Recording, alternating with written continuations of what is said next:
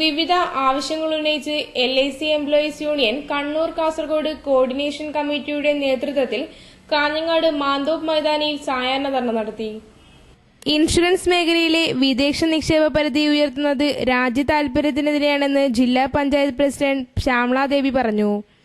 അതിനെതിരെ രാജ്യത്താകമാനം ഉയർന്നുവരുന്ന പ്രക്ഷോഭത്തെ കണ്ടില്ലെന്ന് നടിക്കുന്ന കേന്ദ്ര സർക്കാരിന്റെ നിലപാട് അപലപനീയമാണെന്ന് ശ്യാമളാദേവി അഭിപ്രായപ്പെട്ടു.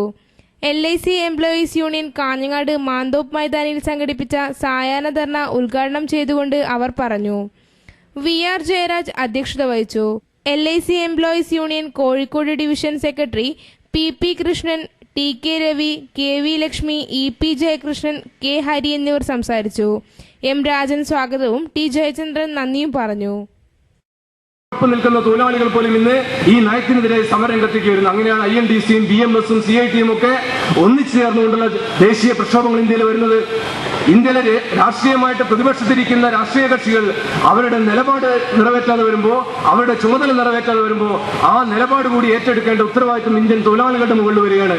ആ ഉത്തരവാദിത്വത്തിന്റെ മറ്റൊരു ഭാഗമാണ് ഫെബ്രുവരി മാസം 28-ന് നടക്കാൻ പോകുന്ന പണിമുടക്ക്.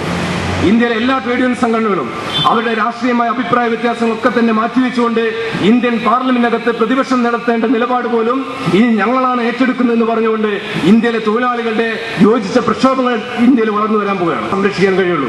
അത് ഇൻഷുറൻസ് മേഖലയാണെങ്കിലും, ബാങ്കിംഗ് മേഖലയാണെങ്കിലും, പെൻഷൻ മേഖലയാണെങ്കിലും, ചെറുകിട വ്യാപാര മേഖലയാണെങ്കിലും, കാർഷിക മേഖലകളൊക്കെ തന്നെ ഈ യോജിച്ച സമരങ്ങളിലൂടെ മാത്രമേ നമുക്ക് സംരക്ഷിക്കാൻ കഴിയുള്ളൂ.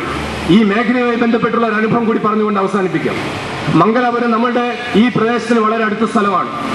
ഇന്ത്യയിലേക്ക് സ്വകാര്യ ഇൻഷുറൻസ് കമ്പനികൾ കടന്നു വരുമ്പോൾ നമ്മളോടൊക്കെ തന്നെ ഈ ഭരണാധികാരികൾ പറഞ്ഞിരുന്നത് സ്വകാര്യ കമ്പനികൾ വന്നു കഴിഞ്ഞാൽ നിങ്ങൾക്ക് മെച്ചപ്പെട്ട സേവനം കുറഞ്ഞ ചെലവിൽ ലഭിക്കുമെന്നാണ്. നിങ്ങൾക്ക് ഏറ്റവും വേഗത്തിൽ ക്ലെയിം സെറ്റിൽമെന്റിനുള്ള അവസരമുണ്ടാവും. നിങ്ങൾ ആഗ്രഹിക്കുന്ന സമയത്ത് കുറഞ്ഞ ചെലവിൽ പോളിസി കിട്ടും. പക്ഷേ മംഗലാപുരത്തൊരു വിമാനാപകടമുണ്ടായ ഓർമ്മകൾ നമ്മുടെ മനസ്സിലുണ്ട്.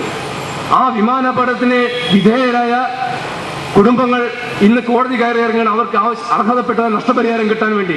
എന്താ അവർ കോടതി കയറേണ്ടി വന്നത്?